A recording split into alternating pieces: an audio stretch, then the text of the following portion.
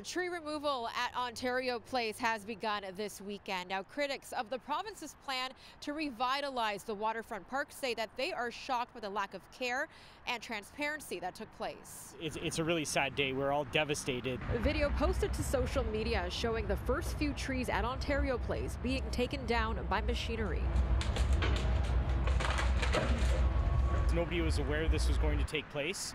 And, they hacked the trees down with like an excavator. So imagine this sort of excavator machine ripping limb from limb off of the tree as they were literally ripping them off of this site. Like, the lack of care in the work that they've done is frankly shocking.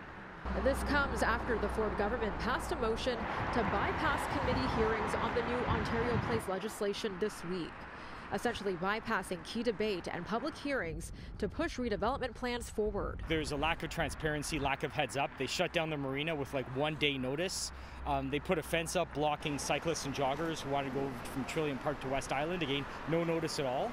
Like, just an utter lack of care. Like, I wouldn't want these people working on my house, much less on Ontario Place. The government plans to redevelop the waterfront area, which will see a private spa occupy most of the West Island. The area, which has Budweiser's stage, will also be revamped. Advocacy group Ontario Place for All says the private spa should not be built on that land and are calling on the Ford government to reverse its decision. Stop this terrible plan. Everybody was just devastated seeing this backhoe ripping the limbs off of this mature tree. Nobody wants to see this happen.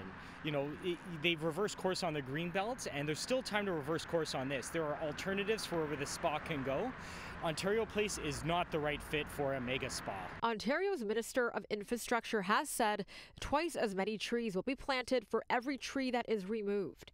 Ontario Place for All says mature trees must stay where they are. We're going to keep our eye on this site, and we're going to send out an alert should any more trees come down. At Ontario Place, Nakhavoly, City News.